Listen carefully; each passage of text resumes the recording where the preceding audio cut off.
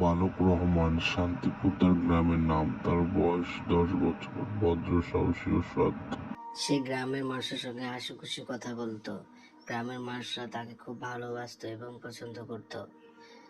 হঠাৎ একদিন বাড়িতে গিয়ে দেখে, মা বলে, বাড়িতে কিছু সবজি নিয়ে বাজার থেকে নিয়ে আসো। রহমান বাজারের দিকে রওনা দিল।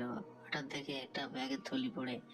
সে ব্যাগের থলিটা বৃদ্ধ লোকটা অনেক কান্না করছে। রহমান বলল, কি হয়েছে? আমি একটা থলি পেয়েছি।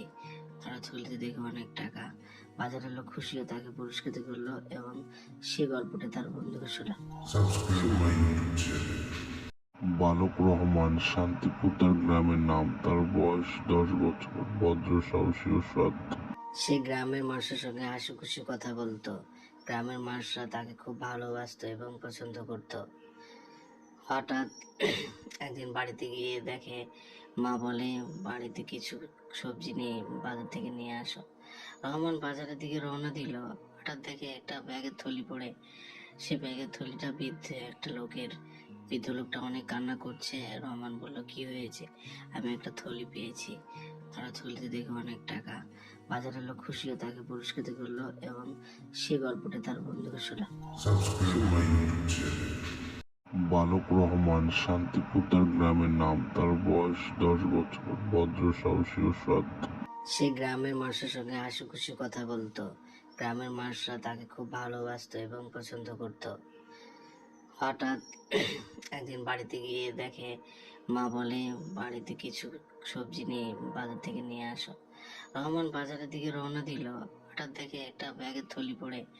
সে ব্যাগের থলিটা বৃদ্ধ লোকটা অনেক কান্না করছে। রহমান বলল, কি হয়েছে? আমি একটা থলি পেয়েছি। তারা থলিতে দেখে অনেক টাকা। বাজারের লোক খুশি হয়ে তাকে পুরস্কৃত করলো এবং সে গল্পটা তার বন্ধুকে শোনায়। বালক রহমান শান্তিপুর তার গ্রামের নাম। তার বয়স 10 বছর। ভদ্র, সাহসী ও সৎ। সে গ্রামের মানুষের সঙ্গে হাসিখুশি কথা বলতো। গ্রামের মানুষরা তাকে খুব ভালোবাসতো এবং পছন্দ করত। হঠাৎ একদিন বাড়িতে গিয়ে দেখে, মা বলে, বাড়িতে কিছু সবজি নিয়ে বাজার থেকে নিয়ে আসো। রহমান বাজারের দিকে রওনা দিল। হঠাৎ দেখে একটা ব্যাগের থলি পড়ে। সে ব্যাগের থলিটা বৃদ্ধ লোকটা অনেক কান্না করছে। রহমান বলল, কি হয়েছে? আমি একটা থলি পেয়েছি। তারা থলিতে দেখে অনেক টাকা। বাজারের লোক খুশি হয়ে তাকে পুরস্কৃত করলো এবং সে গল্পটা তার বন্ধুকে শোনায়।